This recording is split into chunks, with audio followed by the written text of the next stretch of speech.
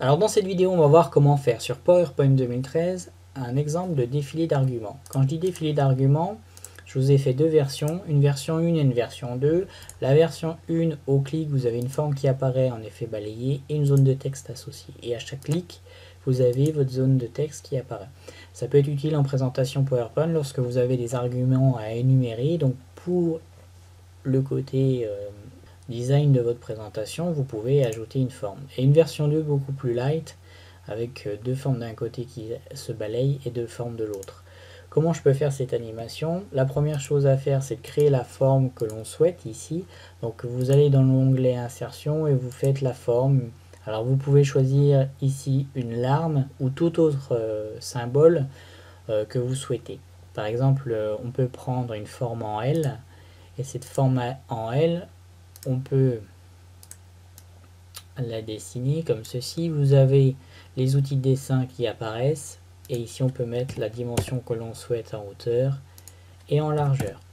Ensuite, une fois que ça c'est fait, vous pouvez faire la symétrie que vous souhaitez en faisant une rotation dans le cadre de cette forme ici avec ce L, mais vous pouvez, lorsque vous avez des formes arrondies, utiliser la forme comme ceci, maintenir avec un clic gauche, la dupliquer et faire comme cela et maintenir à 2 cm. Vous regardez les dimensions ici, vous les avez dans l'outil de dessin dans la taille. Vous faites la symétrie en tirant sur la forme de l'autre côté et vous avez après à réajuster les tailles et vous avez directement comme ça une version pour faire votre forme. Donc vous faites votre forme, une fois qu'elle est faite, vous les juxtaposez les unes avec les autres, puis après, une fois que ça c'est terminé, vous pouvez aller dans animation et faire l'animation. Alors dans le cadre de cette animation, ce que j'ai fait ici, moi c'est simplement des zones de texte en balayé et la larme également en balayé. Et je fais en fonction de la zone de texte. Si par exemple je veux mettre vers la gauche par rapport à une zone de texte à droite, et là je fais à droite vers une zone de texte à gauche. Je peux faire la même chose ici, donc insertion d'une zone de texte, comme cela, avec un texte que j'aligne avec ma forme. Je duplique avec CTRL clic gauche. Donc ici je peux mettre à gauche ou je peux laisser et diminuer la taille de ma zone de texte. Pour avoir la même zone de texte, ici 3,5.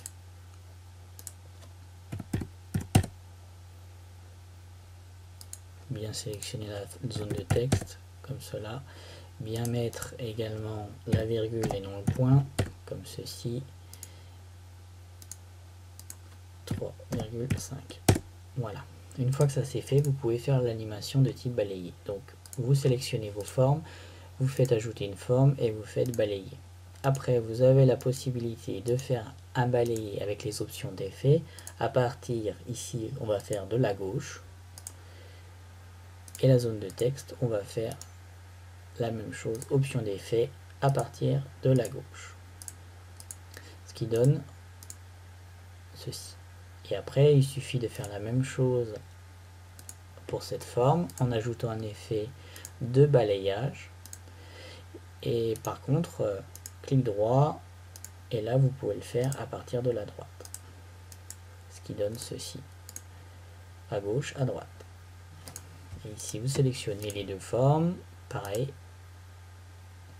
Alors vous avez la possibilité quand elles sont en rouge comme ça de faire les options d'effet sur les deux formes en même temps. Donc ici on va le faire à partir de la gauche comme cela. Voilà. Lire tout. Voilà comment faire un effet que j'ai appelé effet de défilement au niveau des arguments dans une présentation PowerPoint. J'espère que cela vous sera très utile et je vous dis à très bientôt.